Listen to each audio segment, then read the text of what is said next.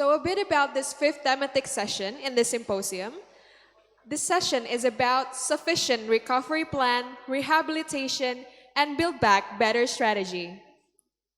Without further ado, I would like to invite Ms. Pamti Tan, Senior Resilience Officer, Food and Agricultural Organization, as the moderator of this session. Please give a big round of applause.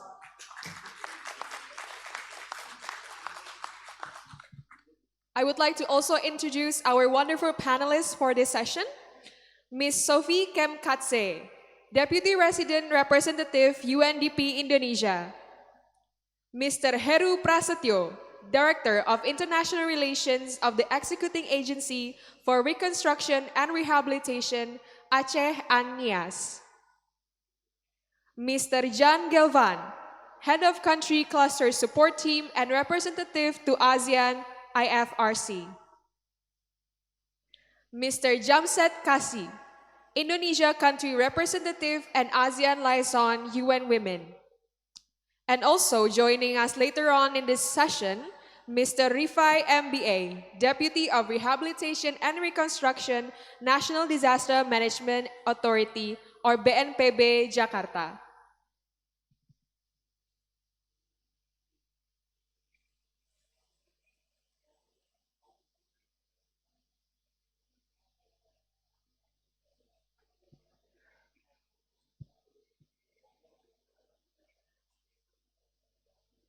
Ladies and gentlemen, here are our moderator and also panelists for this fifth thematic session. So please give a big round of applause.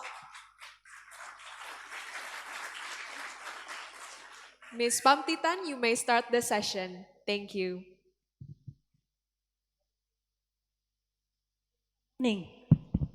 It's a great pleasure to have the distinguished panel in the section.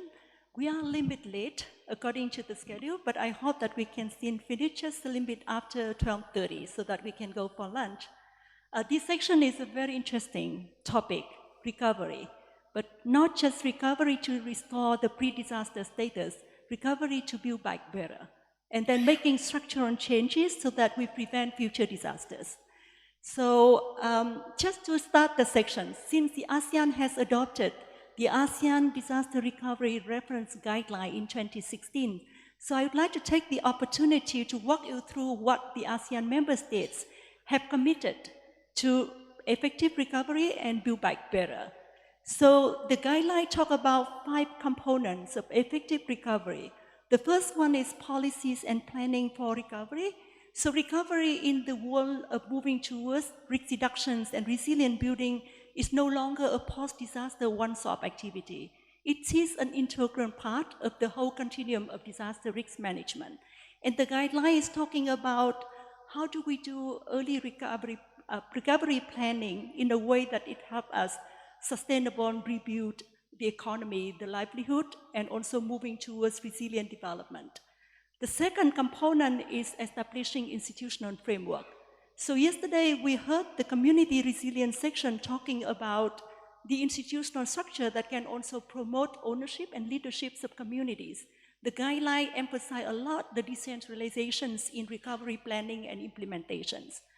The third component is to do recovery planning and implementation based on very sound post-disaster need assessment. So we know the methodology of post-disaster needs assessment that bring different sectors together and define the long-term recovery needs, as well as moving towards resilient and sustainable development. Fourth, very important, resource mobilizations and financial mechanism. So financing recovery, do it early before the disaster strike. Knowing where the money is to do recovery is very important. Last but not least, is the implementation, coordination, communications, and monitoring. And the way we're monitoring is not just the implementation of recovery activities, but what is the outcome that we are talking about through that recovery process. Next slide, please. So in that context, for the sections, we are going to hear from the very distinguished panelists on the 3 kind of guiding questions. The first one is how sufficient, how effective our recovery planning now in the ASEAN. Is our planning really helping us cope with more frequent more severe, but also more complex disasters, including cascading disasters, like the case of earthquake, tsunami, and the nuclear disaster in 2011 in Japan. How do we make sure that the plan is going to allow us to determine the outcome of early recovery, medium-term recovery, as well as long-term recovery? What are the good practices that we have? The second question is about ownerships and resources. So how can we ensure ownership of the government, of communities, but also very important of all the stakeholders involved in recovery, including the private sector? I mean, how can we mobilize domestic resources for the countries to be self-sufficient in recovery? And remember, the resources here is not just to restore, but to move forward with Build Back Better. And the last one is about partnership. What are the areas that ASEAN member state, ASEAN community, and development partners can strengthen in terms of collaboration so that we are really moving forward effective recovery and Build Back Better? So with these three questions, I now turn to the panel, and I would like to invite Sophie to start with her presentations.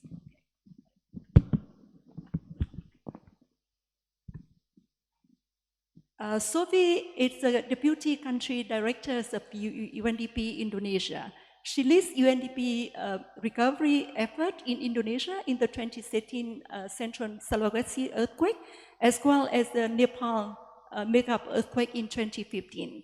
Sophie has very interesting experiences, like working in partnership with Microsoft Innovation Center to develop a mobile application and software for management of debris and cash for work activities in recovery.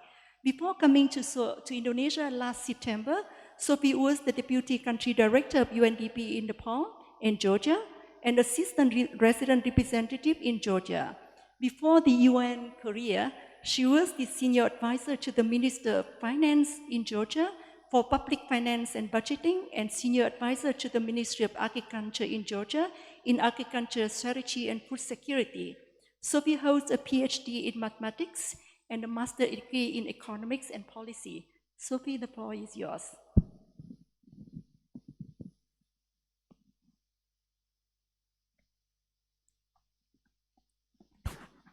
Thank you so much for this introduction, esteemed panel members, ladies and gentlemen.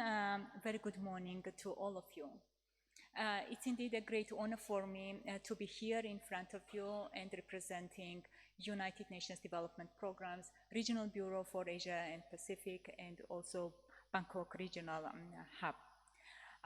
As you have heard, actually, there is also a very strong personal touch for me to speak about disaster recovery, because this is what I have experienced it firsthand, again, in my two recent postings in Indonesia and in Nepal, and I saw firsthand actually what it means to be affected by the disaster, and how disaster recovery helps communities to see relief, and also how it helps to bring communities and countries back to the normal development trajectory.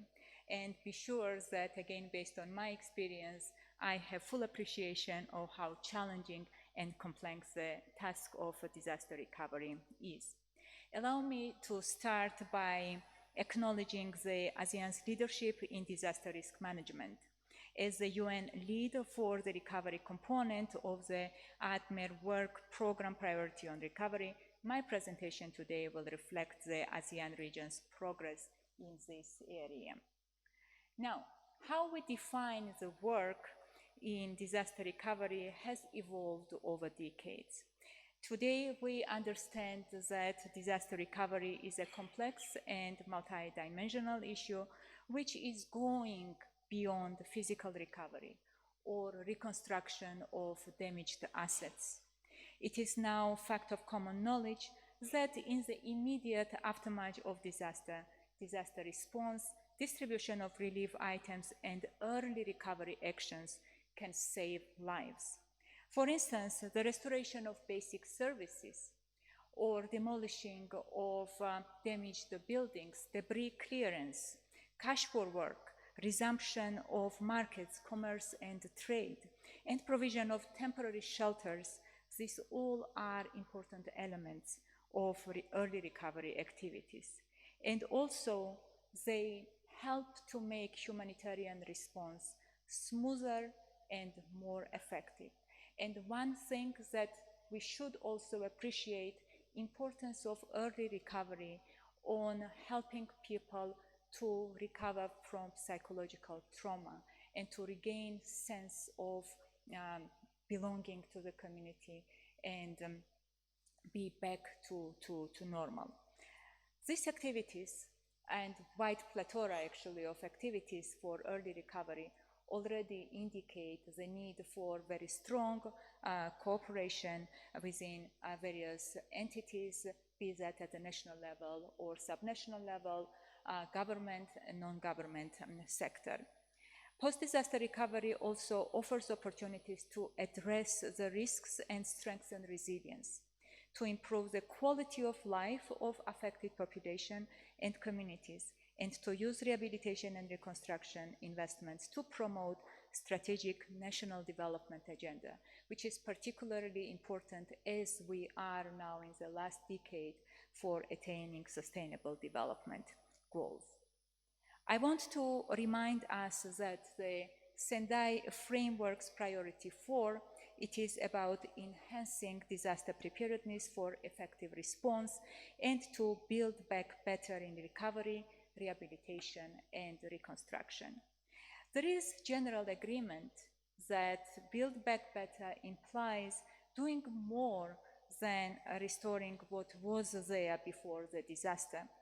It has both structural and non-structural aspects, building physical assets so that they are resilient and they can withstand the future disasters.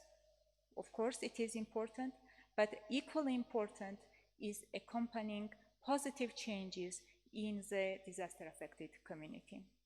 For instance, if we look at medium or longer-term recovery, which usually lasts from 2 to 5 years, depending on the scale and magnitude of a disaster, the build back better can be accomplished by improving physical recovery through better technical specifications, for instance, retrofitting buildings and constructions so that again they can withstand future disasters, but at the same time to make them more inclusive, for instance, in terms of accessibility for people with disabilities, or improving social, economic, and environmental conditions through the recovery programs and helping local population to adapt to the changed environmental and economic conditions, get skilled, etc.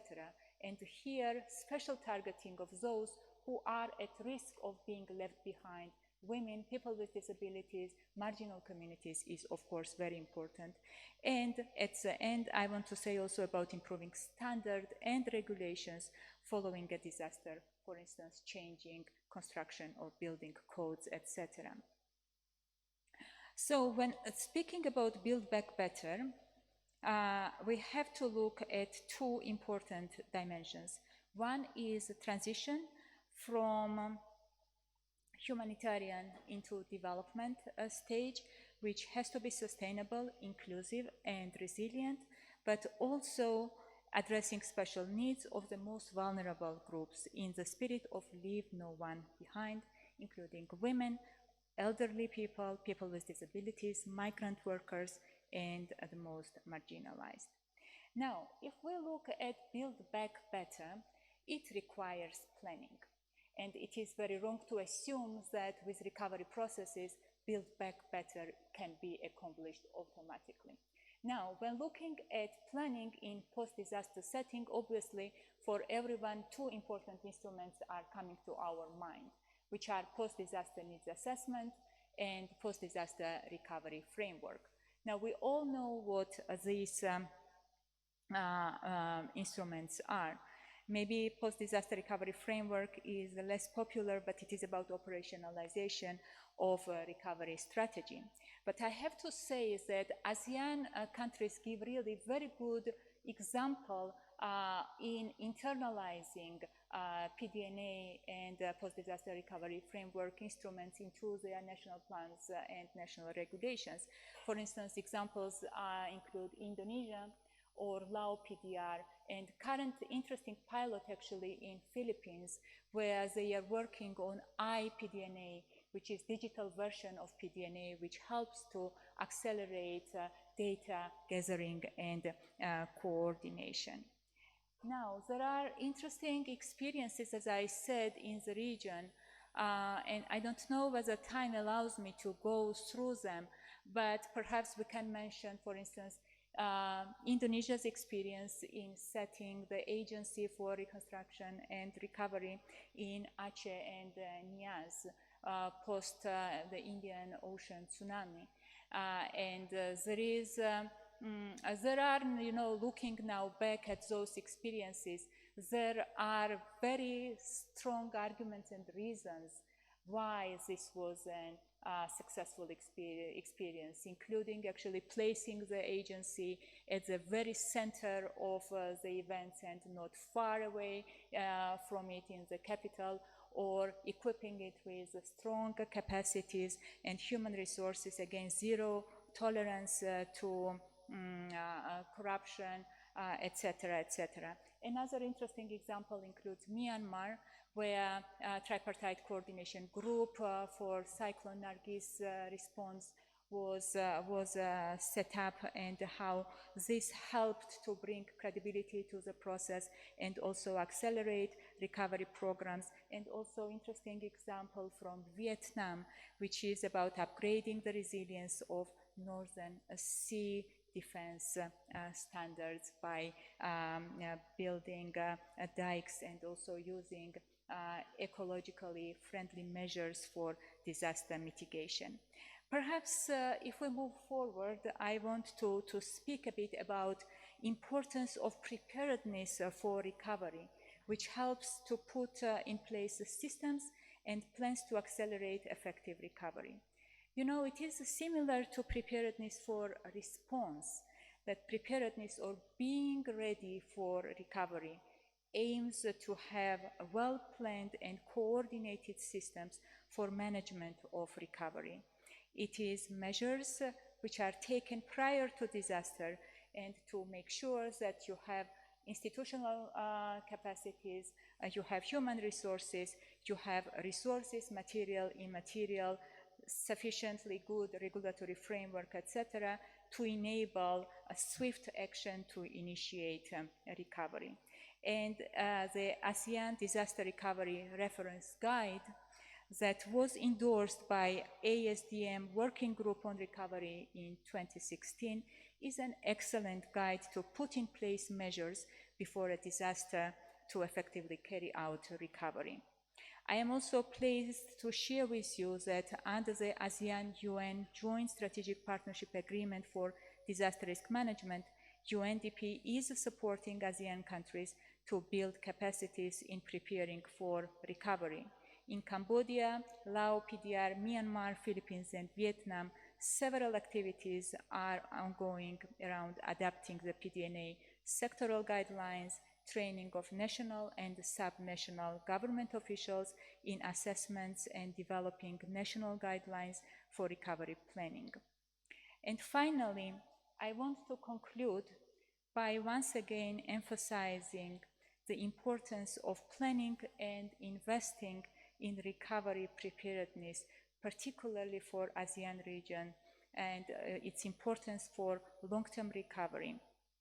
Again, it is not a secret for anyone that the region is one of the most prone to disasters, and because of climate change, it is going to be even stronger in the future. And then we have big commitment to the Sustainable Development Goals. So it is important that we leverage every single opportunity to make sure that development gains are there to allow us to deliver on our promise for Agenda 2030. Let me stop here, and for additional questions, of course, I will be very happy to answer them. Thank you very much.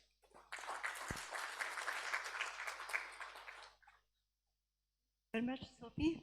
I think you touch upon a very important point of multidimensional, structural, non-structurals in recovery planning and implementations, and why we appreciate the importance of early recovery to put life and livelihood back to place. It's important to think of transitions to long-term recovery that also lead us to sustainable development. And that is for us to do with new regulation, new standards, new technologies, and very important to with the conditions to enable people to adapt to the new context. And to do that, of course, the planning is important, and the ASEAN region is very good in localizing the different instruments for us to do it. But we also need to put recovery within the broader preparedness for disasters, with institutional framework, with capacity and resources. And pleased to hear UNDP is supporting ASEAN in this particularly important area of work in disaster risk management. Thank you. Pak Heru, it's really a great pleasure to see you. So you were championing the whole post-Aceh reconstructions, and you have a lot of good experiences with that Sophie also share. What is your reflection with the evolving learning of recovery from that experience? The floor is yours.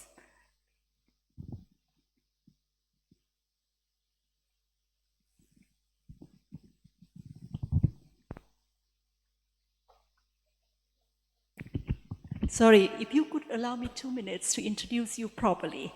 So Pak Heru is an industrial engineer, graduate from the famous Bandung Institute of Technology and holding a Master of Business Administration from the Asian Institute of Management in Manila. His first part of professional career was spent with the management consultancy with the SGB Group, and then he ended up as a consulting managing partners of the Anderson Consulting. Then he was the Director of Donors and International Relations at the Rehabilitation and Reconstruction Agency for Aceh and Nias post the 2014 Indian Ocean tsunami. In 2009, he was Deputy Prime Minister of the Indonesian President Delivery Unit, and he was tasked with a very difficult task of managing the Secretariat for a task force of the reduction of deforestation and forest degradation, or acronym RED+. So after the very difficult process with the RED+ set up, then he was appointed as the head of the RED+ implementation agency in Indonesia at the ministerial level position, reporting directly to the president. Pak Heru is also co-founded the Indonesian Business Links, a non-profit organizations to promote integrity and capacity of youth and SME. He is now served on its board, as well as the board members of WWF, the Wetland Indonesia, Asia Pacific Alliance for Disaster Management, and he also sits on the school advisory board of SMBM ITB. Pak Heru, sorry for taking time. Thank you. Selamat pagi, salam sejahtera bagi kita semuanya. Magandang umaga sa iyong lahat. Three things, may God's blessing be the merciful and benevolent be upon all of us. Assalamualaikum warahmatullahi wabarakatuh. And also, of course, Chow An for our partners from the People's Republic of China supporting our activities here. I have no slides. So you have to concentrate on me, not on the screen. And because of that, I learned last night in terms of why is this called symposium instead of a seminar and instead of a workshop. And lo and behold, according to the dictionary, symposium means drinking party after a banquet. So I'm going to use the Plato words for that. Symposium is a drinking party after a banquet. So let's have fun, let's have a relaxed discussion on this issue. There are many ways, ladies and gentlemen, to categorize disaster. We can categorize disaster by type of hazard. We can differentiate disaster from the scale, the big one, the small one, the direct or indirect impact to human being. the Indian Ocean tsunami, 225,000 people was actually called off the day. Can you imagine that versus the Thwaites Glacier? And or lately, we can see that in the last couple of days, the issue of the Eagle Island in the Antarctic. It's a very big disaster, but nobody cares. See, if you have a lot of people impacted, then we all say, wow, this is something that we have to take care of. But if something like the whole island of Britain sinking into the sea because of the heat wave, we will say, well, that's not now, that's for later. Let's not plan for that. We have to live like what we need to live now. So that is another way of separating disaster. Can you do a reconstruction plan for Antarctica? Maybe not. By proximity to being a consequence of human act. Forest fire, is it a disaster? Yes. Accidental leak of dangerous substances, is that disaster? Is that man-made or is that natural? So we have this natural disaster and man-made disaster that is getting closer and closer and closer because of climate change. And then the pattern of its predictability. If it's predictable, then actually you can do a lot more in terms of planning than if it's not predictable, right? Flood, diseases, seasonal dryness. Those are things that actually is predictable. You can predict that. But are we actually putting effort to get ready for that predictable pattern? That's another question.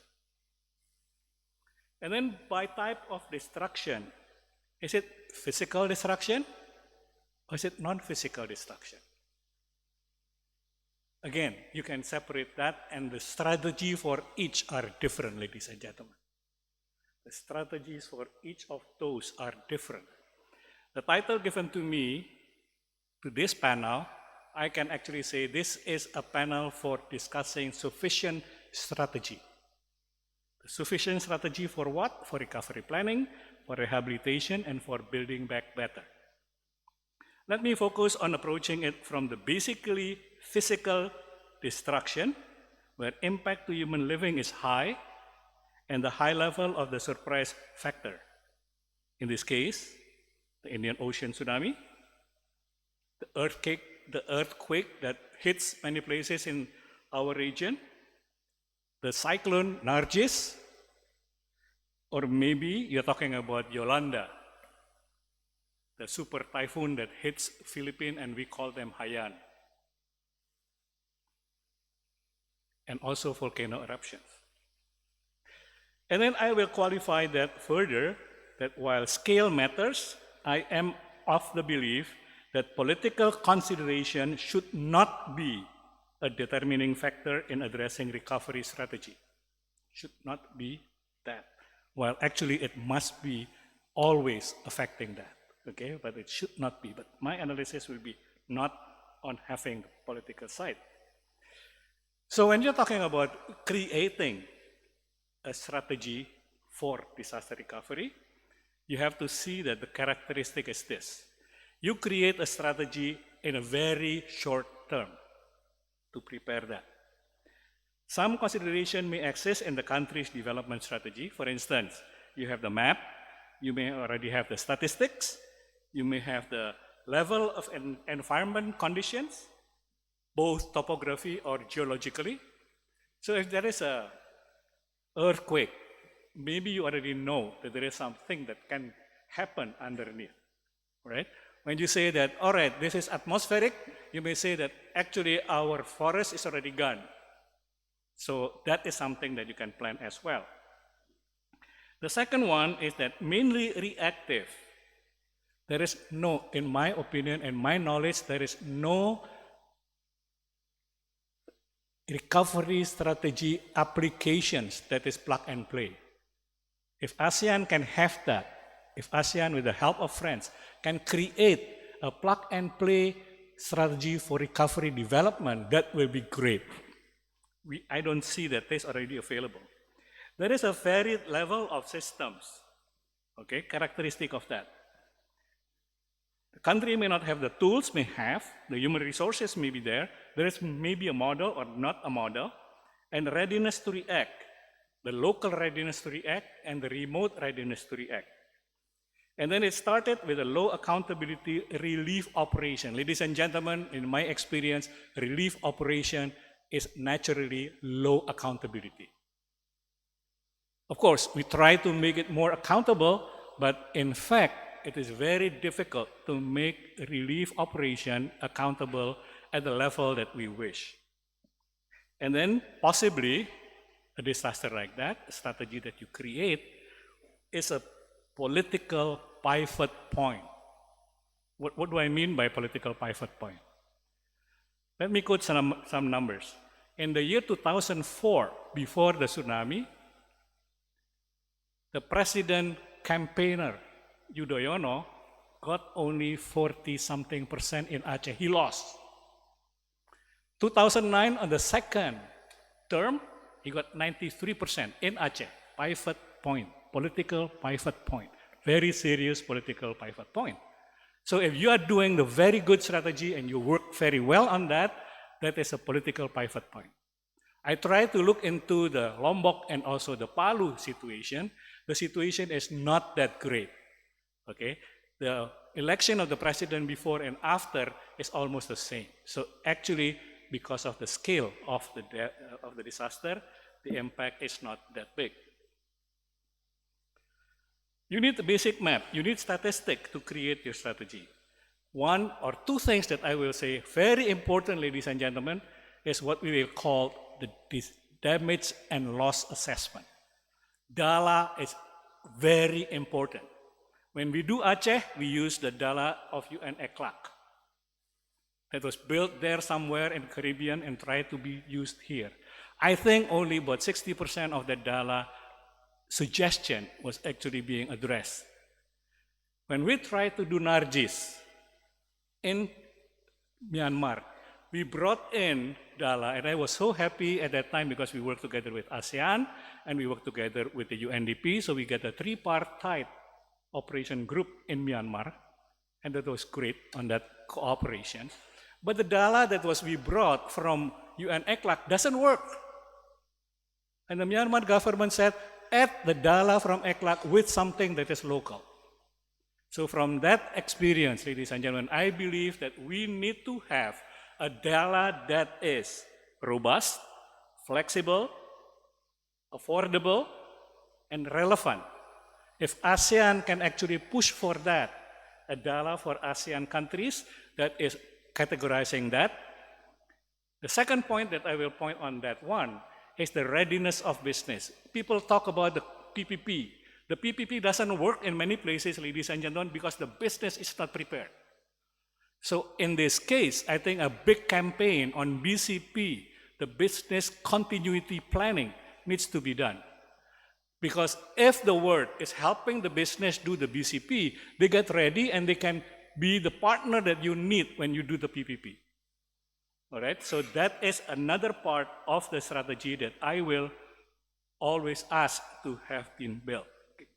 The third one that is also necessary is actually a knowledge exchange between the parties and doing the strategy that needs to be built from the beginning. Now, the three elements that I mentioned, ladies and gentlemen, is something that we are in Asia Pacific Alliance for Disaster Management is building now. And that is being an organization that's not business and is not government, hopefully can serve as a national platform to work on this issue. I suggest that each of us in the countries of ASEAN create some sort of a national platform so that we can work as a network of national platform between the ASEAN countries.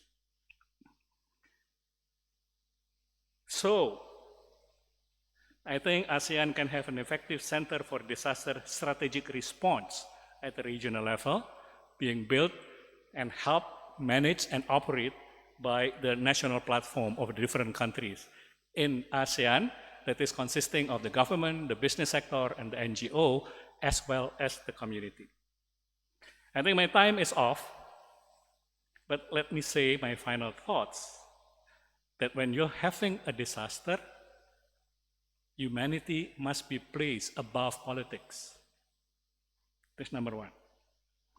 Anthropogenic disaster is gaining fast over natural disaster. We need to shift our paradigm. Okay, only talking about natural catastrophe. We need to see that natural catastrophe with a man-made catastrophe is actually getting to be the challenge of the next decade. And disaster is actually disrupting the Homo sapiens' desperate effort at survival. While we continue doing what is 1972 word say, having neglect and ignorance of even the position of human being moving on. Thank you.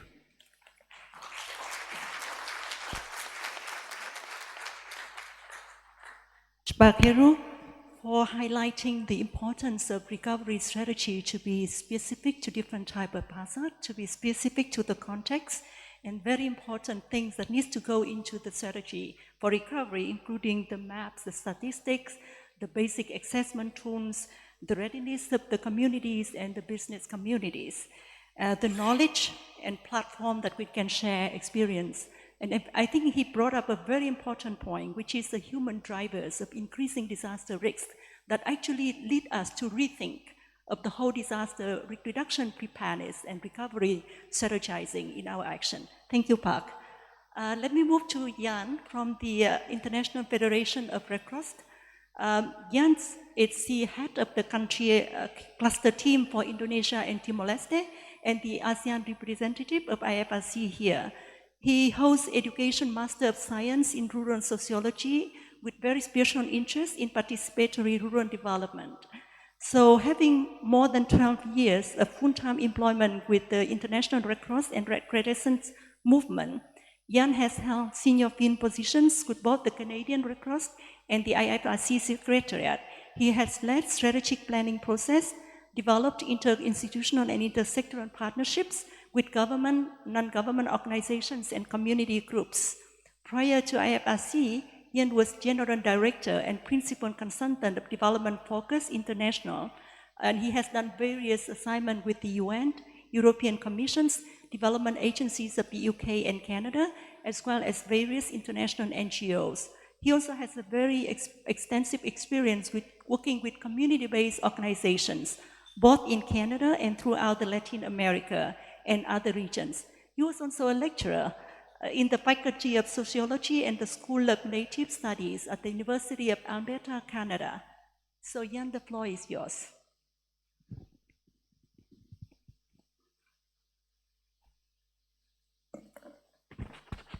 Selamat pagi, good morning everyone.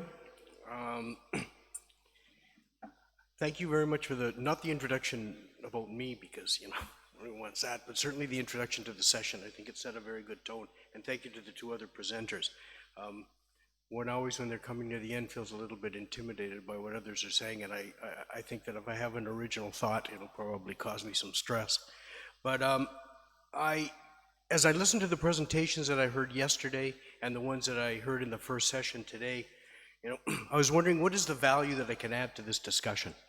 And as a Red Crosser, I went back and I thought to myself, well, I want to build on some of the collective wisdom, I would hope it would be, of the 192 national societies of either the Red Cross or the Red Crescent that we have doing recovery work in every single corner of the world. And I thought that, there's so much to talk about when you're addressing the issue of recovery. I thought what I would do is take a little bit of a different perspective. And what I want to look at is really the art of doing recovery work rather than the science of what we do it. Not looking that one is more important than the other, because in any dialectical relationship, one doesn't exist very well without the other one. And no more or nowhere is that more true in the area of recovery, nor is the idea of praxis, of the need to bring theory and practice together. Because at the end of the day, when you're talking about recovery or any area of development, we're talking about, sticking ourselves and our faces into the lives of people. What we do, what the decisions are, what the actions we make have direct consequences of the lives of people in communities. And I will, as a Red Crosser, always look at this through an operational lens.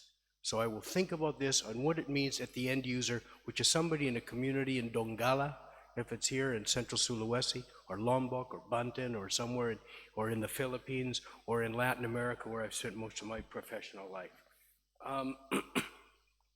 So what I really want to do for the next 10 minutes, I hope, is to look at a series of reflections on what the questions are that were raised that this panel was supposed to address. I think many of the speakers either today or yesterday directly or indirectly already touched much of this. So I will reiterate, excuse me, what I think to be as important, or I will expand on things that I think are really important. I'd like to start out by giving two what I consider for us in the Red Cross and for myself non-negotiable assumptions. And I believe that these are the things that the foundations of what recovery need to be built upon.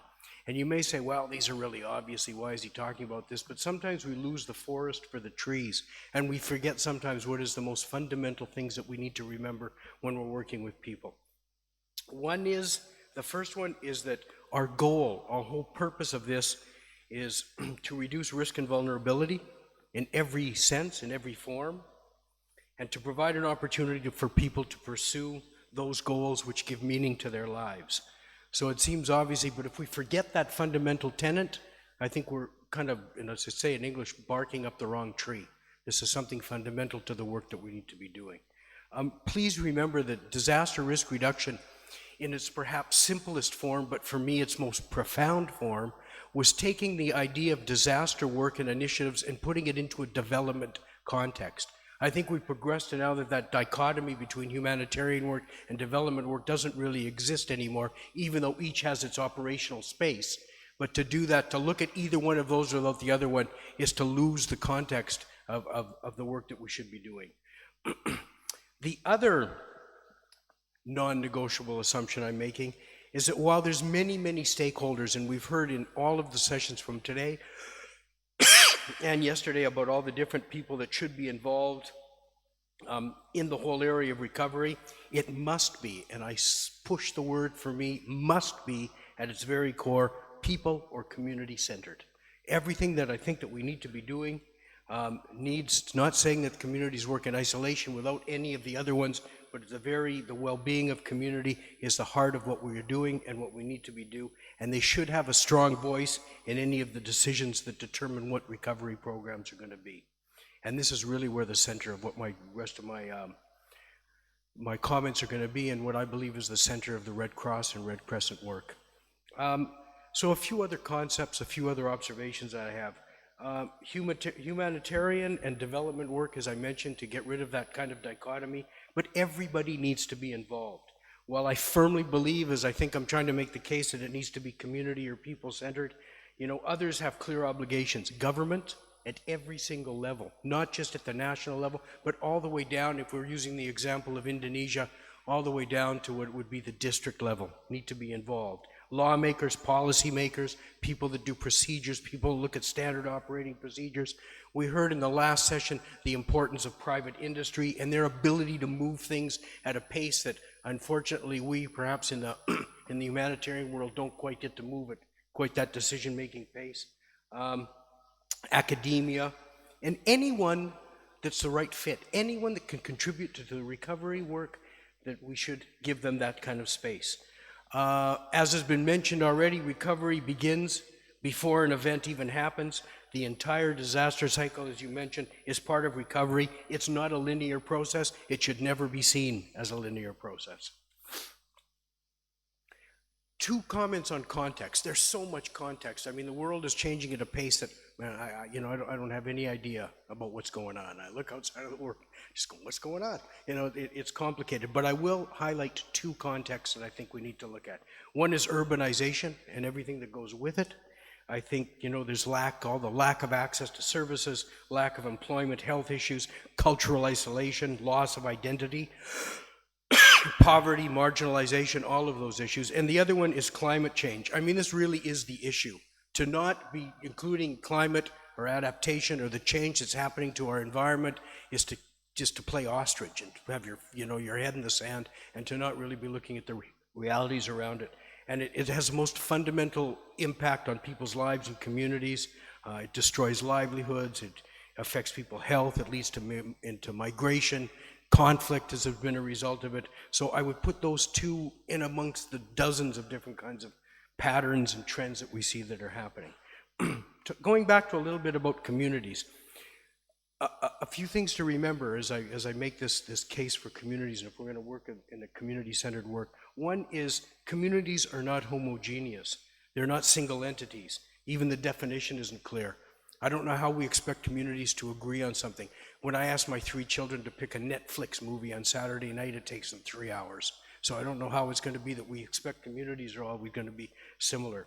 Traditional knowledge as a coping mechanism, which we also talk about, and we should talk about, and is a critical element when we're working in recovery, is I think now under attack, and its validity is somewhat questionable, because the physical and the cultural environment or ecosystem which created that knowledge is now not the same. It's changing. Climate change, cultural infringement, migration, urbanization, these are technology, are all changing these kinds of things. So traditional knowledge is changing, as it should change. I mean, cultures, as an anthropologist, cultures are dynamic. They don't change. We can't expect that they're going to be. I'm not saying we don't deal with traditional knowledge because it's so important, but you have to understand that many, and we have lots of examples where those same coping mechanisms no longer are working for communities. The other thing I would say about communities is that they know their own realities. We might be able to articulate it a little bit better than they do in better jargon, but I don't think we should ever believe that communities don't understand the realities that they face, because they do, and they can add that clearly to the work that we do. We do what's called, there's now community engagement and accountability. It's a big term. In the Red Cross movement, we've done hundreds and hundreds of thousands of vulnerability capacity assessments, which are participatory processes, and believe me, the most profound notions of what things are affecting communities come from those communities themselves. So let me go on into what it is that we need to do. As somebody's mentioned already, I think the best idea for recovery is to actually remove the risks and the vulnerability that those factors that give rise to the need to do recovery. So early warning, forecast-based early action, poverty reduction, programs, looking at protection, looking at inclusion, are all things that we should do. Political will, domestically, and certainly regionally, to make the changes and to choose approaches and policies that put communities' well-being at the center of any recovery programming. We need to work together. I mean, this sounds just so cliche, but by golly, we don't do it as good as we could.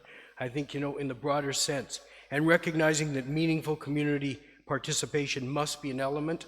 We don't empower people. We create opportunities whereby people can empower themselves, and that's what we should be doing, I think. Is it hard? It's very hard, but just imagine sometimes if we put the same energy into innovation and creativity and how we work with communities as we do on technological advancement. We need to take risks. We can't use a cookie cutter approach. What works in one place does not necessarily work in another place, and it should be seen that way. We need to learn to, just a couple more things. We need to take a look at issues such as how we use the term resilience. Resilience, in many ways, you want to make sure is not just helping people to withstand and cope with the same issues that are keeping them already vulnerable, but to change those root causes. So I have a bunch, but I won't keep going because I know that my time is being is ending. But just 2 real quick examples that I think that have really shown that things are how we can work, how these things come together. One, the new proposed disaster law for Indonesia has 7 articles that deal directly with recovery and how communities can be involved in them even at the district level in local governments. Right now, whether those entities and those levels have the skills and the knowledge, I don't know, and we need to work with them so that they have it. The other example I would use, working together in the Ministry of Social Affairs here at the national level and at the province level in Central Sulawesi, has done things to create standardized shelter, shelter standards, minimum shelter standards, which are now determining how it is that people will build back, whoever is doing it with relation to shelter, and they've banned the use of asbestos. And if anyone knows anything about asbestos, you know how dangerous that can be. And that's a whole process that went through communities. So in conclusion, the science and the art, I think, need to come together. It's complex, but we should deal with it. We need to move away from the rhetoric into concrete actions. We need to monitor, we need to learn, we need to share. I believe that, you know, that idea as local as possible and then as national and as international as needed is quite good here. There's so much that ASEAN can do if it uses its resources that are within its 10 countries here to bring together. And, you know, let's just do no harm and let's go that last mile. I thank you very much. Thank you very much, Ian. You bring in a very important point of people putting people at the center of recovery, and I think broader in disaster risk reductions. So with life of people as the most important concern of anything we do in recovery, be that infrastructure, be that services, or anything. And I think you bring this kind of non-negotiable goal of reducing vulnerability and risks to people as the goal of recovery. And in doing that, we have to make sure that everybody is going to be involved, but involved in a way that we understand the context of the communities. We understand what resilience means. It's not just being like stand against the disaster, but it's also moving forward with structural change for them. And I think you reinforce the point of Pak Heru is that in dealing with what we call natural disasters nowadays, we are actually dealing with the human-induced and development-induced underlying drivers of disaster risk. And that makes us think of strategizing recovery differently. Thank you, Ian. Jamsad Kazi, I'm sorry, last but not least, let me introduce him. Jamsad is possessed over 20 years of diverse field and senior management experience in the fields of democratic governance, program management, interagency coordinations, human rights, women empowerment, and environmental policy with several UN agencies and the NGOs.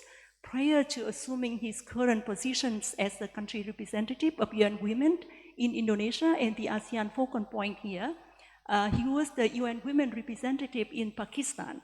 He's also served with UNESCAP, UNEP Regional Office in Asia and the Pacific in Bangkok, and IUCN, the World Conservation Union, both at the headquarters in Switzerland and in Pakistan. Between 2010 and 14, Jamsad was the acting director of the UNDP Oslo Governance Center in Norway, following his assignment at the UNDP headquarters in New York as the global practice manager of democratic governance. He also worked as the UN Volunteers headquarters in Bonn, Germany, as the program specialist and deputy to the chiefs of Asia Pacific, Europe, and other regional sections. And very interesting, during his tenure at the UN Volunteers headquarters, he contributed to the formulations of the first regional UN interagency initiatives on gender-based violence, partners for prevention focusing on men and boys for our regions. His earlier assignment include assistant resident representative of UNDP offices in Laos and Ethiopia. Jamsad holds master's degree on public administrations, development studies from the Harvard University Kennedy School of Government, and Master of Environment Assessment and Evaluation from the London School of Economics and Political Science. Jamsad, the floor is yours.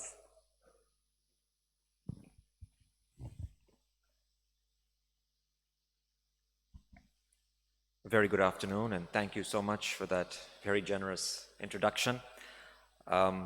It's always a challenge to address an audience just before lunch when there are many other practical biological impetus that may distract you. So I do beg your indulgence for another few minutes as I have a few important points I'd like to make. I would like to, however, thank the chair and also the members of the ASEAN Committee on Disaster Management for allowing the opportunity to articulate how placing women and girls at the heart of recovery and rehabilitation plans and how gender-responsive approaches will build back better within ASEAN. Next slide, please.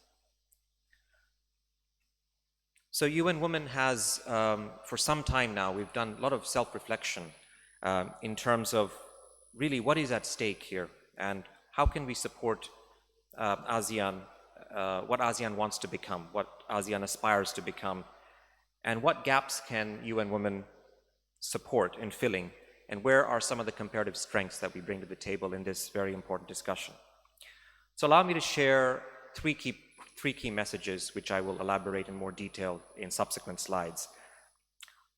ASEAN's strong emphasis on reducing risks and loss of lives, which means a shift from needs-based approaches, calls for gender-responsive disaster preparedness, response, and recovery.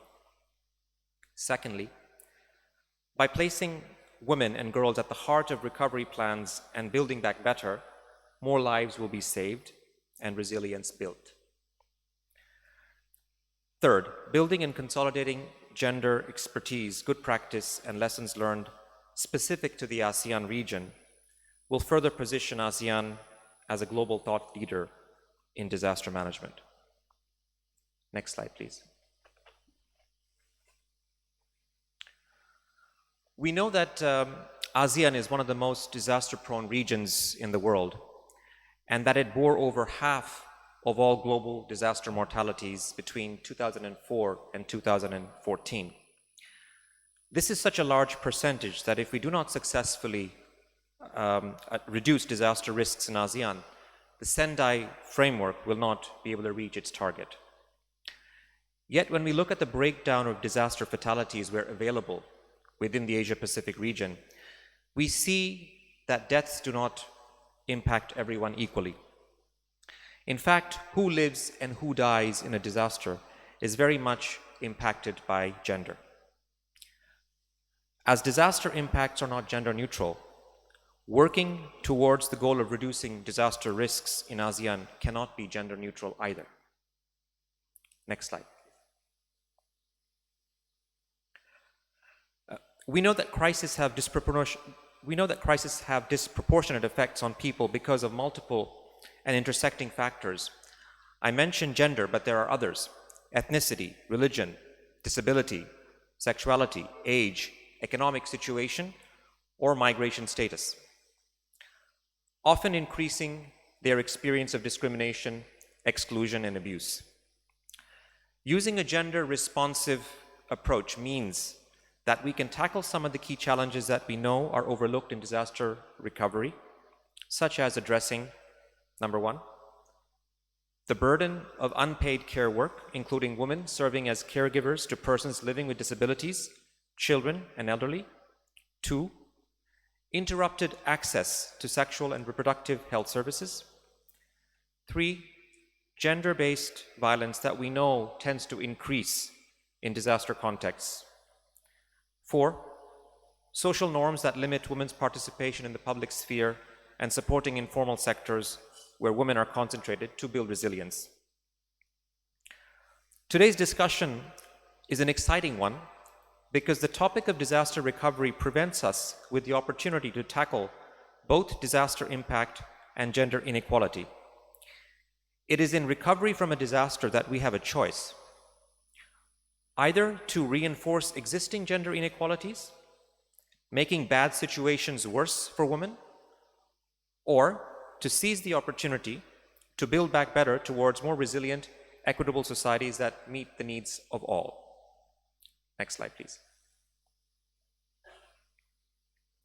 When we look at the current status of disaster management and humanitarian action today, what we see is that the building blocks tend to be gender blind.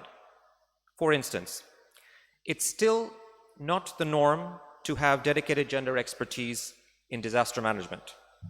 Secondly, we know there is a lack of data.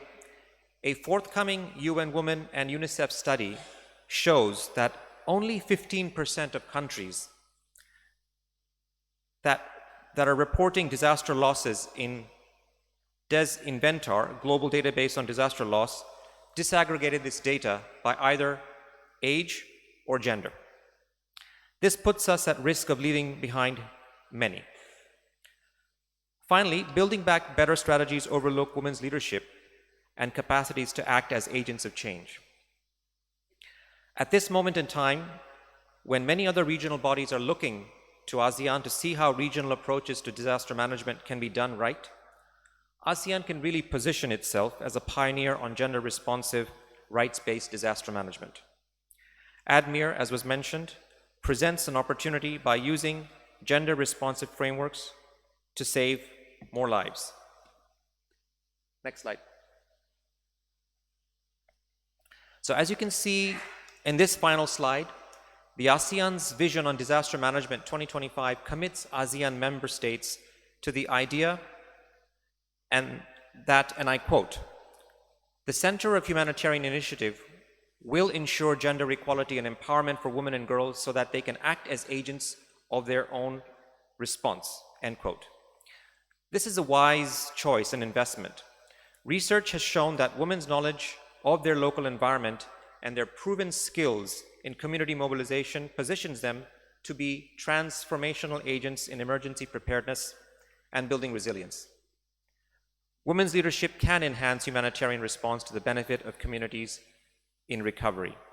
So to conclude, let me reiterate UN Women's commitment and readiness to work in partnership to, 1, contribute to a more resilient ASEAN by creating an enabling environment for disaster management that meets the needs of and engages half of the ASEAN community, the other half too often ignored. 2, to contribute to achieving the substantial reduction of disaster losses, including losses of lives, by identifying and addressing gender-specific vulnerabilities pre-disaster and engaging women to build back better post-disaster. 3, support the positioning of ASEAN as a global thought leader in gender-responsive disaster management. And finally, and most importantly, contribute to the localization agenda by supporting realization of ASEAN's vision of women and girls as agents of their own response. Thank you very much.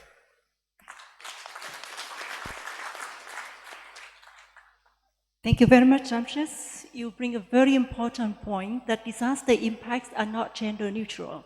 Therefore, it shouldn't be our actions in disaster risk management.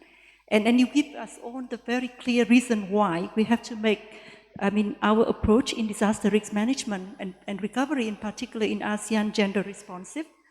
The picture on our current legal and framework is not very bright, that we are still very gender blind in our mechanisms and actions here, but then he gave us a little bit brighter with specific recommendation on what we as the ASEAN communities can do.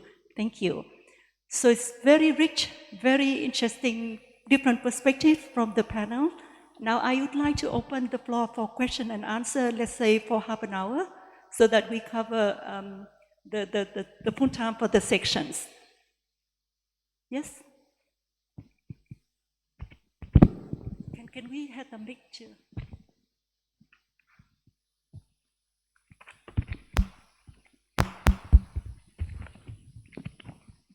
Thank you. I'm Shiomi from Asian Disaster Reduction Center from Japan. And some panels have pointed out some loss in data or accountability or transparency as one of their challenges. So could you please introduce some of the, how are you trying to overcome such challenges? Because ADRCs have been working to solve the data issues in large sense in every disaster phase. Thank you. Thank you. Let me take 2 more questions and then we go back. Yes, Pak Philip, and the lady over there.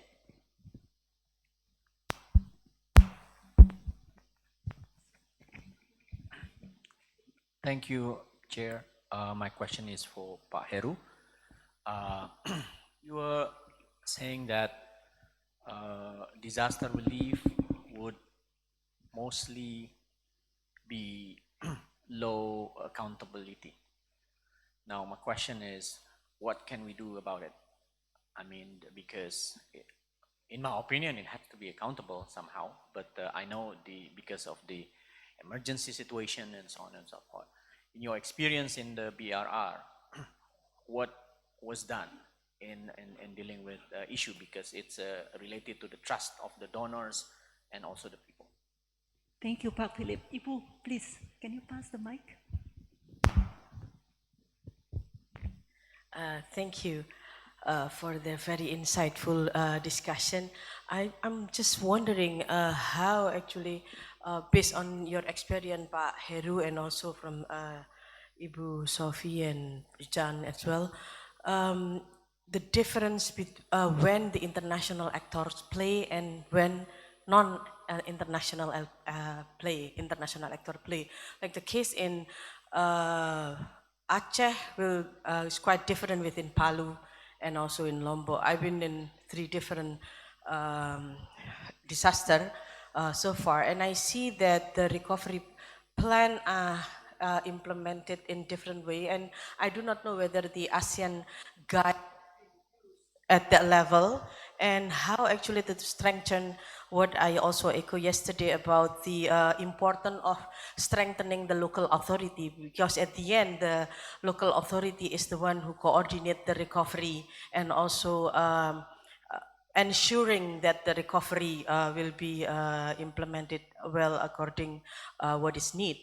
And then the third, I also want to know whether the mainstreaming gender in recovery been used in the ASEAN, and how actually could be used at the local authority level, because in Indonesia, since Aceh is only in Palu, the government open for international help, but almost every month we have we have experienced disaster in medium and also major, but it's not practicing or using the BRR approach or any more international actor approach. So I just wondering how to respond that. Thank you. Thank you. So let me turn to Pak Heru, Sophie, and Jan for the question number 2 to 3. And then with Jamsat for the one on gender mainstreaming. And I'm going to turn to the disaster management agencies on the question on damage and loss, because I know you have a responsibility to report on Sendai. Okay, thank you very much. That was a great and difficult questions all. The first one that I was mentioning about relief operation. And the relief operation is very difficult because people brought money in the bag so that when you have seen a situation, then you just put the cash here and there. I mean, that is when BRR was established, and that was May of 2005. Issue is still very hot in terms of how the relief part before May was accounted for. All right, there is a very big debate between the Ministry of Social Affairs and the Supreme Auditors. Where do you get this? How do you account for those monies? There are arguments here and there in terms of how it is done, and we learn when we do the reconstruction that that is a very important issue in terms of the accountability, because we're talking about 7.2 billion US. How to go about that?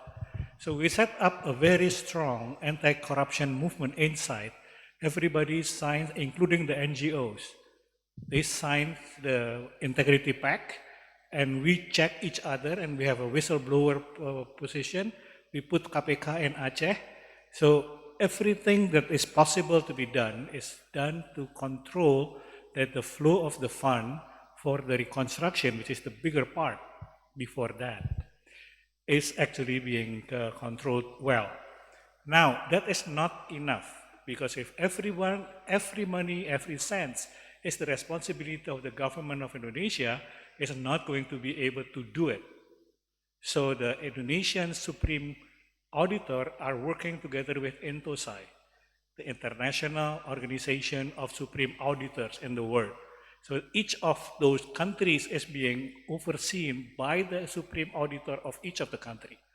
So not only in terms of doing the work, but also controlling and ensuring the accountability is done, we are doing that collectively. Now, that can only be done if the agency is given a very special status with a law, with a bill, okay, so that we can do what not business as usual is. Because if all is relied back to business as usual, that is not going to happen well. All right? I think the issue of Palu, the issue of Lombok, the issue of Haiyan, the issue of other disaster most of them are getting back to business as usual, and that is not working. I was in Haiti for the earthquake in Haiti, the problem the same. I was in Katrina, the problem the same.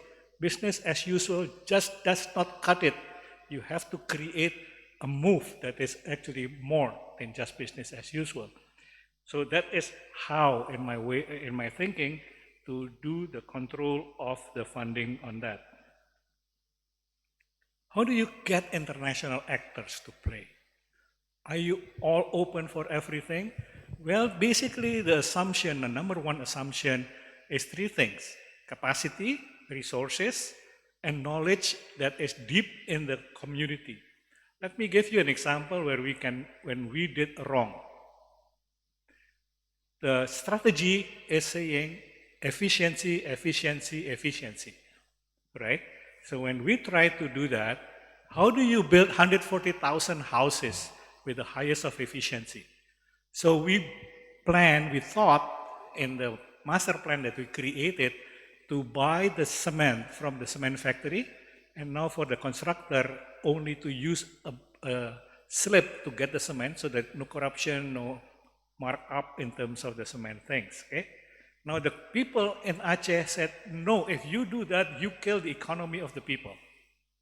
So you need to still create that market for cement in the community, so that it is going to be possible for building back better, not only on the construction, but also in the economy.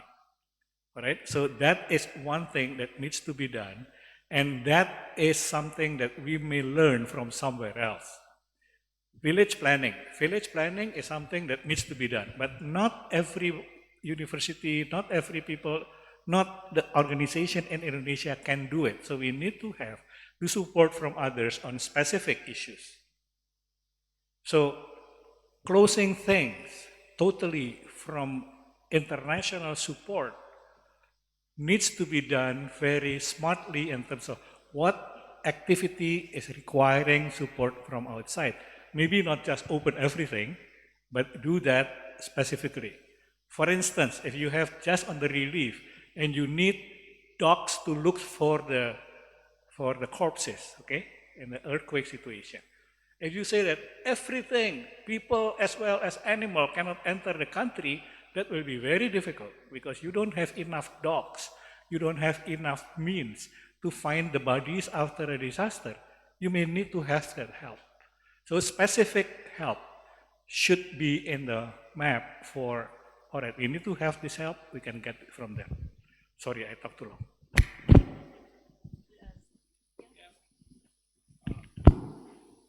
I'll respond to the same question about, how international should things be. And I don't know if that's actually the question. I think the question, if you go from the basis of it should be that idea that it should be as local as possible, and then you bring in other people and you look for the best fit for what it is you need. So like, for example, if I use a Red Cross example, we will always work through a national society until it goes beyond their capacity. Goes beyond their capacity, we'll bring in other. We'll bring in what's needed in order to do the work. The issue is that it's not just a simple question of who comes in or who doesn't. It's also, if you're saying, and you want to rightfully say, well, this should be decision-making is best done at the level,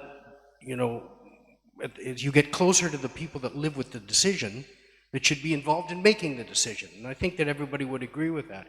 But sometimes, if you, for example, make a policy that says we're going to pass on budgets all the way down the line to deal with preparedness, to deal with recovery and so forth, but people don't have the capacity to do proper planning, they don't know how to do the right assessment, then where's your value added if you're not training? I'll use an example of Bolivia. Bolivia did wonderful work on making sure that money got down to the communities, but their implementation rate by government was under 30% because nobody had the capacity to spend the money. They didn't know how to go about doing it. They didn't know how to talk. So, we have to find the right role and not look at this, like some imperialistic or colonial relationship, which, by the way, we look at both ends. I think there's such a change that has to happen for local governments, local communities to empower themselves, and for those that are outside to say, this is not my business. How do you deal, and it's not just international, it's also, I would argue, in a country like Indonesia, you know, which certainly never want to speak for Indonesians, but you have 250 cultures. I mean, you can't say that somebody in one place is going to be able to do the same thing, even within the national territory. Somebody from Aceh, I think, and somebody from Papua have different realities, very different realities. So you find what's good, what's going to work, how you're going to create, how you're going to, you know, make sure that you build back in recovery in a way that's going to help the people, and you bring it in my, you know, you look locally, but if you can't find it, then go do it. But at the end of the day, you try to get the decisions made by the people that are closest to that live with the impact. Thank you. I first of all want to take the opportunity and thank my fellow panel members. Actually, it was so inspirational to listen to you and your views and your experiences. Thank you for sharing. And of course, thank you for very interesting questions. On the data, I think data is the most important element which brings credibility to the post-disaster needs assessment, because quality of data determines the quality and credibility of the assessment, which is a cornerstone for everything you do after that. So obviously it is important that the certain quality is maintained. Now, I understand that this is what is ideal setting, but reality sometimes is very different. And of course, we have very uneven settings and uneven capacities, including also in terms of availability of data. So basically, perhaps just two quick points on that. One goes to my point on preparedness. Again, you know that if need be to develop PDNA, there is a certain set of data that you have to have. So it can be part of the preparedness that you anticipate and you try to keep these data sets updated so that if there is a need, then you can easily access them. And the second one is about consultation process, which is also part of the methodology for post-disaster needs assessment, because it is not that, you know, a team of 3, 4, or even 30 experts, you know, sits behind a closed door and does, you know, this assessment, but the process is meant to be very participatory and very open. So very often, actually, it is important to triangulate data or to validate it through discussions, through focus groups. I know it is happening in very stressful times, very little time, and there is a big time pressure. But I don't think that it is wise, actually, to find shortcuts and try to compromise on the consultation process, because consultation process is what brings actually very good insights on the data and very often also compensates for missing data. So perhaps these are 2 points. Now, if we're talking about response recovery stage, etc., I think this is a very, very big issue, of course. Here too, I mean, not that, again, I'm giving the full recipe, but I think in this era of digitalization, and today actually we did not touch much on the opportunities that digitalization provides actually to all of us in terms of planning or disaster response. I think more and more people are able to communicate, more and more we are able to share images, you know, to see things happening, you know, real time, etc. And this is opportunities that can be seized more and more. And again, with more young people, particularly now, if I look at Indonesia, when everybody is, you know, such a savvy netizen, you know, everybody is connected in networks, etc. So this is opportunities that can be smartly utilized. It was mentioned here actually, and I did not elaborate on it. UNDP has a partnership with Microsoft Innovation Center. I think this is also something which is worth looking at. With Microsoft, we worked on application, mobile-based application, very simple actually, but it helped us to smoothly manage large-scale cash for work operation on the ground, which you can imagine actually huge risks involved, right, in managing cash for work operation. But this was a way for us to have a very smooth, very effective system for management, particularly in the context of disaster-affected areas where support infrastructure is not always available. In terms of national versus international, you know, when to intervene, etc. I think, again, I want to reiterate Jan's point from UNDP's point of view. National leadership is non-negotiable, actually, and it is national leadership, and we follow, actually, national guidance on that. And in most of the countries, actually, systems are in place which determine, you know, when support from international actors is required. But for me also, perhaps if I can elaborate this question and expand it a little bit further, it's also interesting dynamics between national and subnational, actually, and division of labor and responsibilities between national authorities and subnational authorities. Because again, what I can see, sometimes there is a confusion and sometimes things are falling in cracks because there is no clear division of labor between these two levels. Could I just make a very, very quick comment on the data? And the data is, I mean, data is there so that you have information, and I agree if it's not validated, and right today that's difficult with social media and so forth, it's there to make decisions. And I would challenge that the idea with data too is who gets to make those decisions, who can understand that data. If the data isn't made available in a form that everybody has access to and everybody can use certain types of data, well then you're already excluded. There's already a power relationship just in the information you're producing. So the challenge I would put is make that data available so in forms that people can understand it, you know, the appropriate data. Thank you very much. I think fellow panelists have already shed light on many of the questions, but just on the data issue, I think one of my frustrations every time I pick up a newspaper, and you know, you can hardly pick up a newspaper these days without some reference to a disaster happening somewhere. If it's not on the front page, it's in the back pages, but usually it will read like 3,000 died, so many drowned, so many, you know, calamity. So the number becomes, it strips individuals from their identity. You don't know if it's a man, a woman, or a child. And I think if we do not know that, then clearly we are not prepared to respond accordingly. Now, I'm not saying that data does not exist. The way it is presented also provides a challenge, and I know there is a bit of an artificial trade-off, at least for me, in that during times of disaster, I've had conversations with disaster management authorities where they said, Jamshed, actually right now the biggest priority, we have enough trouble counting people. Forget about counting women or children. Now, or they will say, we will do that later. Let's first finish this, that can come later. Now, I think I understand the realities of having to move fast and those, I mean, I think nobody wants to be overly critical, but I sense that there must be a way that we can do better in terms of on time, real time, using technology, collection of data that is sex and sex and age disaggregated data. UN Women does work. We have a global program on what we call Woman Count on gender and statistics.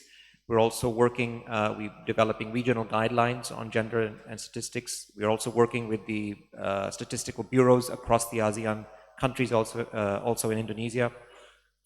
I mean, just to give some examples of after a disaster takes place, when we look at the toll that it takes on men and women, it's different. So for instance, if you look at and Sophie, of course, has been in Nepal during the earthquake there.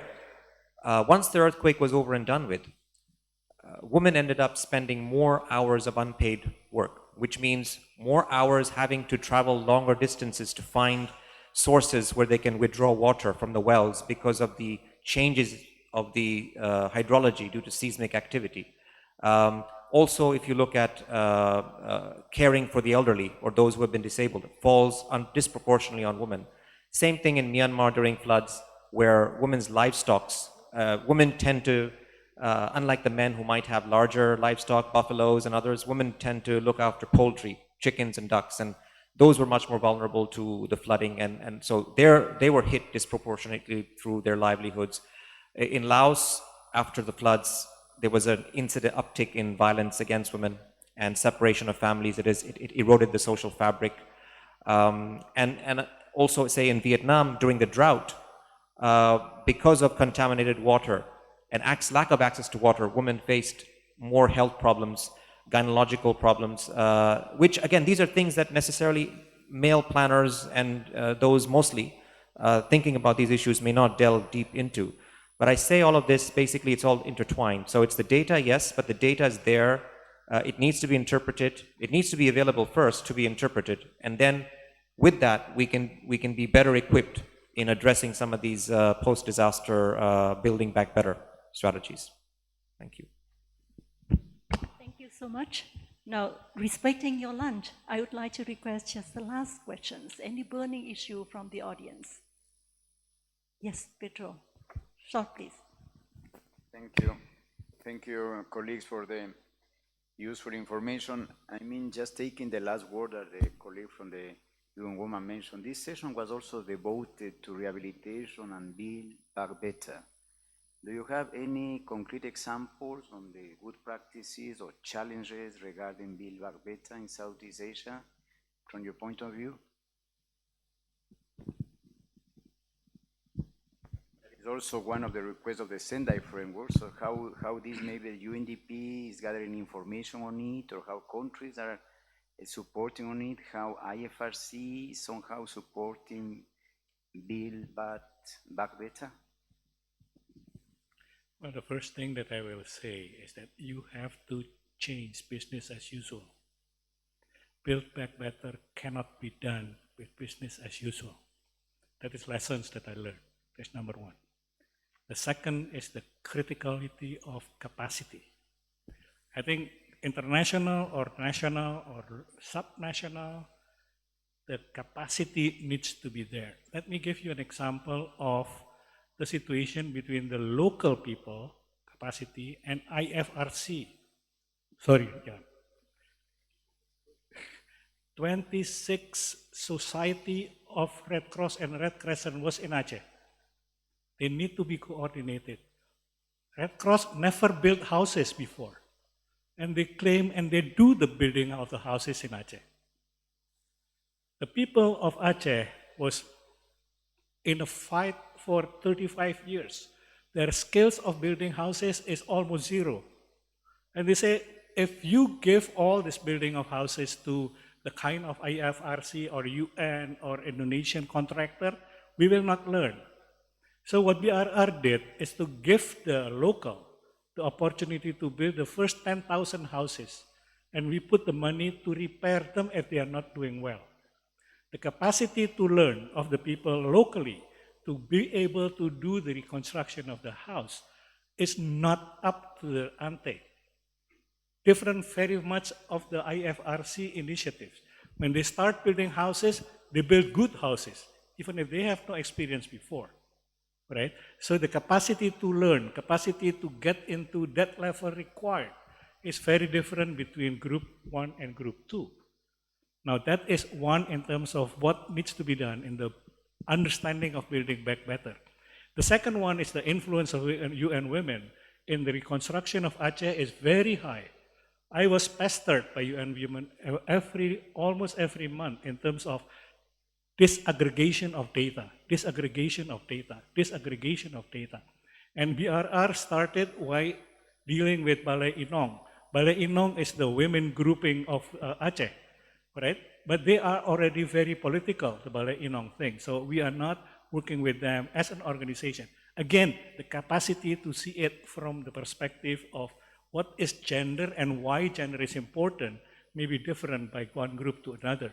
But at the end, BRR created what is called the joint certification for the house. Because when you lost a house, you lost a husband, the women lost everything according to the current law. So we changed the law and make sure that the women still have the house, even if she lost the husband. So the joint certification started in Indonesia, in Aceh, because of the tsunami, because of the pressure that we got from the UN friends that is helping us do the reconstruction and do the build back better. Now, building back better is not only houses. We built 26,000 schools, but we train more teachers to be able to do that. The people are building hospitals, but we created the capacity to do that. And we prevent the destruction of the economic cycle by taking everything in the hand of the agency. So that is not easy. And that maybe is the most difficult part, actually. Sorry if I don't answer your question precisely. I would give that to you in your last kind of like statement. So, I mean, you can build on that, or you can just give us one thing. The panelists, please, if you think of one thing that you think will help us improve significantly the effective recovery in ASEAN, what would be that? So, shall I start?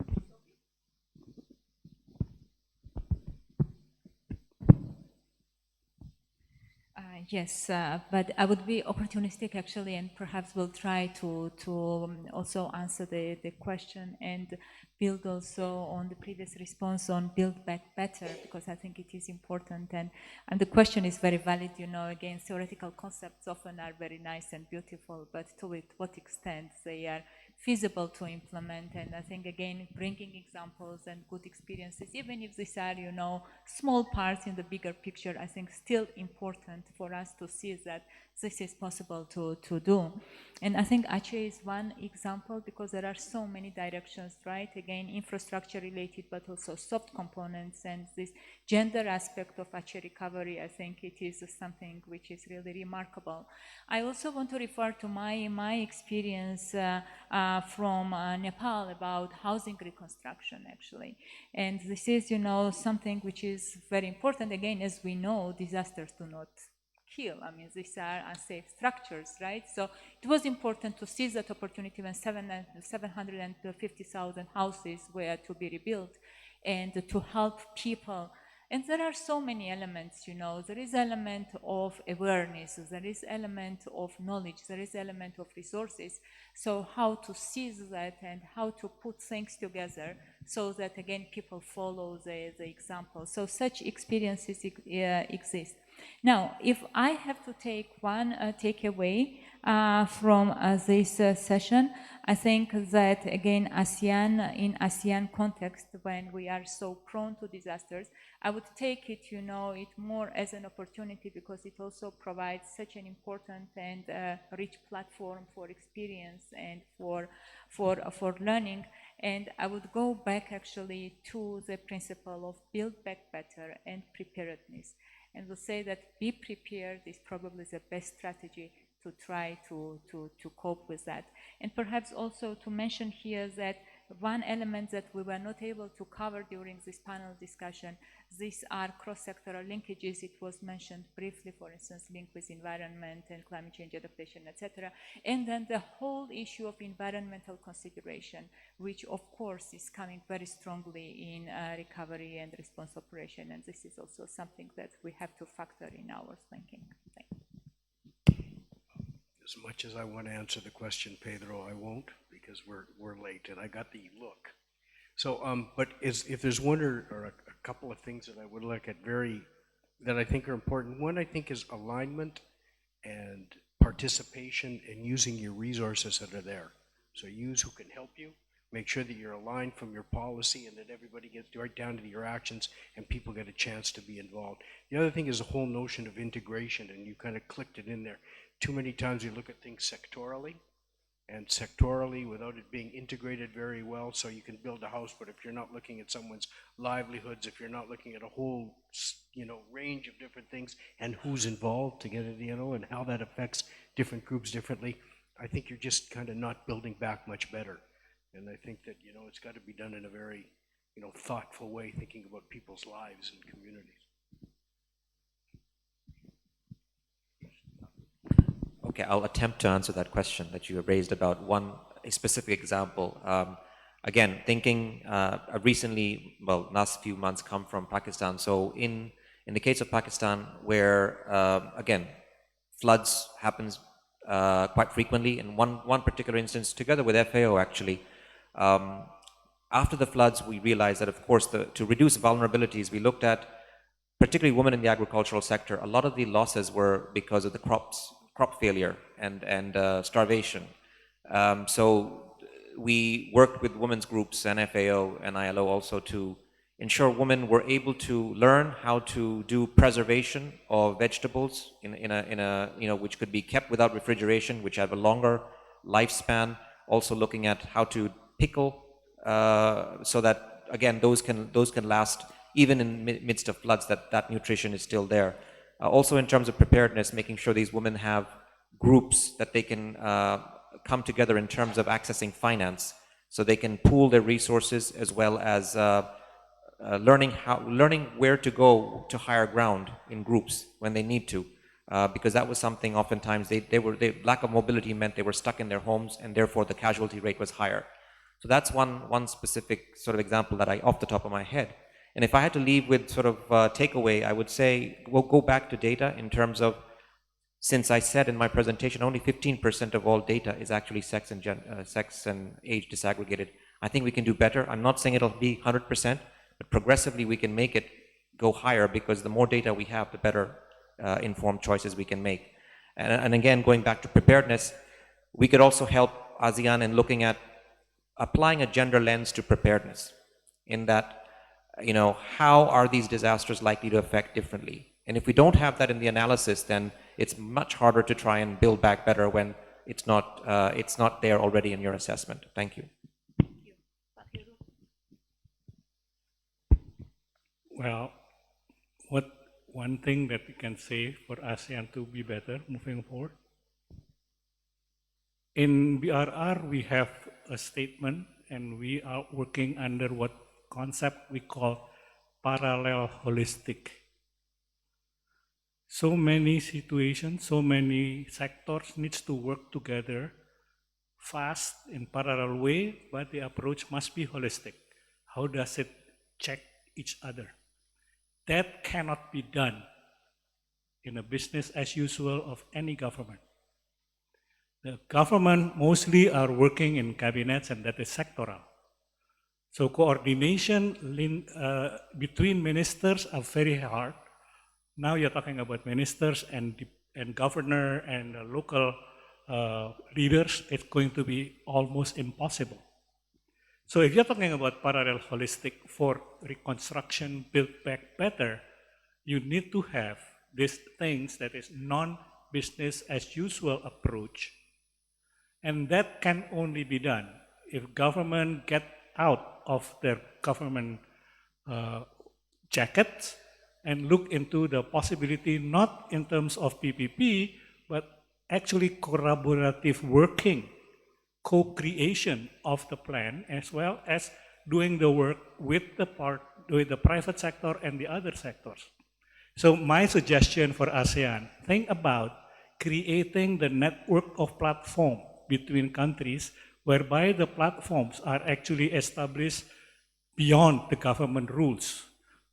So the business as usual that is being done by Aceh and BRR, I'm so sorry that I'm so proud about BRR. I think this is a humanitarian success, okay? So when we do that, if we want to achieve that, government needs to be off from the thinking of intergovernment relationship, just like when we do the SDGs.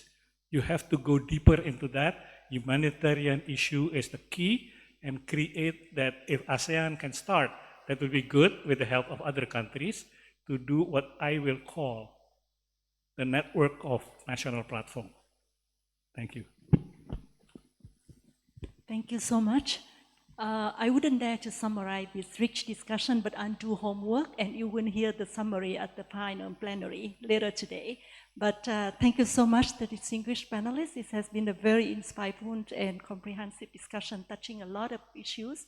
Thank you for all of you for the active participation. Now it's time for lunch.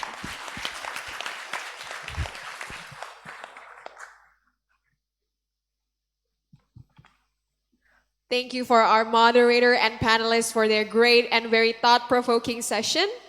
And as mentioned earlier, it is now time for us to have lunch. Maybe if you still have burning questions or if you want to discuss more, you can directly approach the panelists and the moderator in this lunch session. We would like to inform you that lunch will be on the first floor, and please go back here at 1:30 p.m. for the next session. So, ladies and gentlemen, please enjoy your lunch. Thank you. Can we we sing songs now?